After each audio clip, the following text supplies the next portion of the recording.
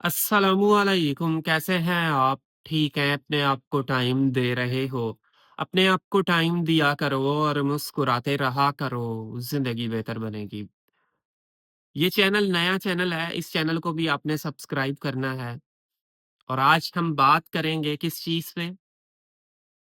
कि एक शख्स जिसके लिए आप बहुत ज़्यादा क्रेविंग कर रहे हो, हद से ज़्यादा क्रेविंग कर रहे हो। इतनी क्रेविंग है कि आपको समझ नहीं आता कि मैं क्या करूँ?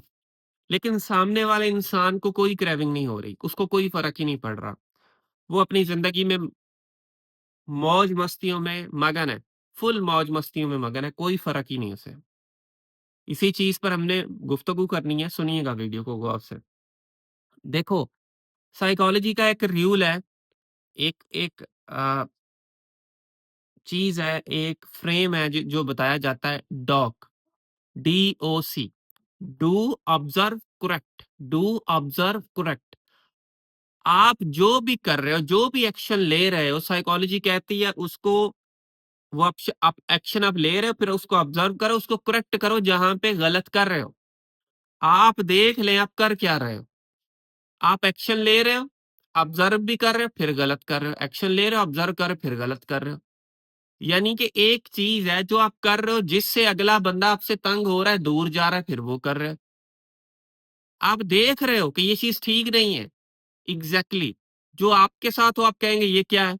मिसाल के तौर पर आप जो किसी को एक ही दफ़ा 10 कॉल्स करते हैं, मैं आपसे सवाल करता हूँ अगर मैं आपको 10 कॉल लगातार करूँ, तो आपके दिमाग में मेरा इमेज क्या बनेगा? आप कहेंगे ना यार ये क्या पागल बंदा है, कैसे इतनी कॉल्स कर रहा है? वैसे तो इतने बड़े-बड़े लेक्चर देता है, इधर कॉल्स इतनी कर रहा है, इसको समझ ही नहीं आती। आप इस चीज़ को ऑब्ज़र्व करें कि कौन-सी ऐसी चीज़ें हैं या गलतियाँ हैं, जो मैं कर रहा हूँ, जो कि मुझे नहीं करनी चाहिए, जो कि अगले को बुरी लगती हैं, जिससे मेरा एक नेगेटिव इमेज, मेरा एक डेस्परेट इमेज, मेरा एक नीडी इमेज किसी बंदे तक जा रहा है। वो आप देखो कि यार इस चीज़ से मेरा नेगेटिव इमेज जाता है, तो आप उस चीज़ को चेंज करो, उस चीज़ को बदलो। जब आप उस चीज़ को नहीं बदलते, तो आपके लिए प्रॉब्लम बनता है। और बार-बार ये गलती हो रही होती है, जिसकी वजह से अगला बंदा आपको बिल्कुल लाइट लेना शुरू कर देता है। जैसे आपकी कोई वैल्यू ही नहीं है, आप कोई वैल्यूलेस बंदे हो।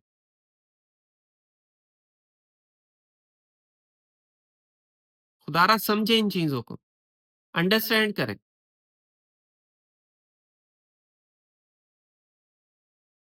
जब आप नहीं समझते, तो आपके साथ इस टाइप के मसले-मसाइल और ज़्यादा होते हैं कि आपको क्रेविंग है अगले को देखो अगले को क्यों परवाह होगी?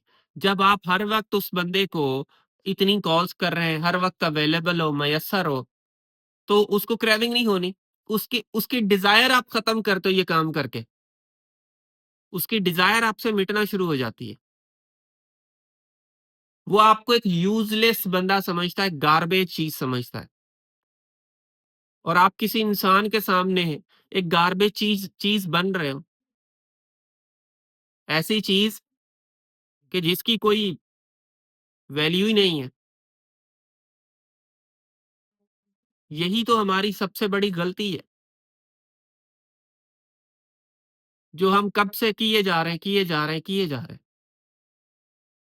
जो कि हमें नहीं करनी चाहिए, लेकिन फिर भी हम कर रहे हैं। फिर ये कहते हैं उस बंदे को फ़र्क नहीं पड़ता। भाई उसको क्यों फ़र्क पड़ेगा जब आप ऐसे एक्शंस ले रहे हो, ऐसी चीज़ें कर रहे हो? उसको नहीं फ़र्क पड़ना। वो तो आपसे और ज़्यादा दूर जाएगा ना इन चीज़ों की वजह से। फिर आपकी कोई बाउंड्री नहीं है। भाई आपको ये नहीं पता कि क्या काम करना है, क्या काम नहीं करना।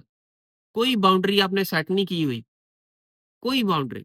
जब आपने कोई बाउंड्री सेट ही नहीं की हुई, कोई है ही नहीं बाउंड्री, तो आप सोचो कि आपकी वैल्यू ड्रॉप होगी कि नहीं? आपकी वैल्यू यूँ गिरेगी जैसे ये मेरे हाथ से पेन गिर जाए, क्योंकि आपकी कोई बाउंड्री नहीं है। आपकी इंसल्ट की जाती है, कोई मसला नहीं। आपको धुतकारा जाता है, कोई मसला नहीं। आपके साथ बुरा किया जाता है, थोड़ा-सा हँस के आप फिर से ठीक हो जाते हो।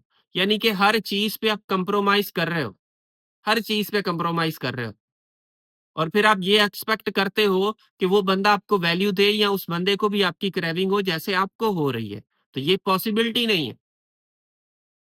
मैं आपको आज के बाद बोलूँगा बाउंड्रीज़ अपनी ऐसी डिफाइन करो कि कोई बंदा उनको क्रॉस ना कर पाए।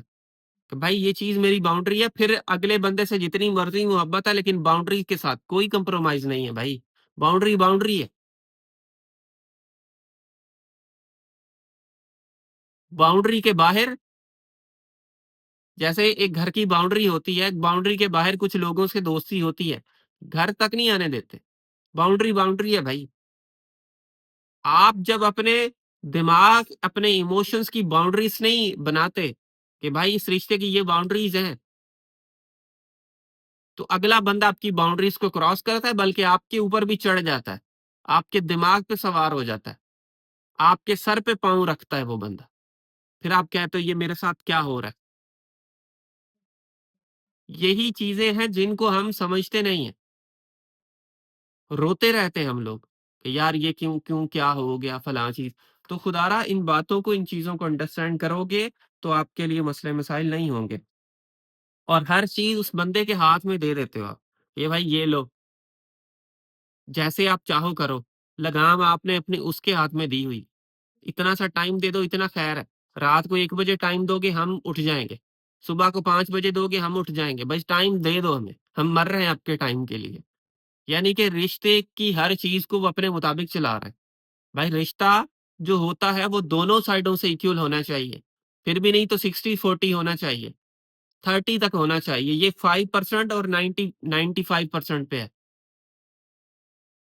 तो ये चीज़ आप अपने आप को देखो, अपने आप को समझाओ कि यार ये क्या मिस्टेक्स कर रहे हो जिनकी वजह से ये सारे मसले हो रहे हैं और आप अपनी मिस्टेक्स को समझाते नहीं हो।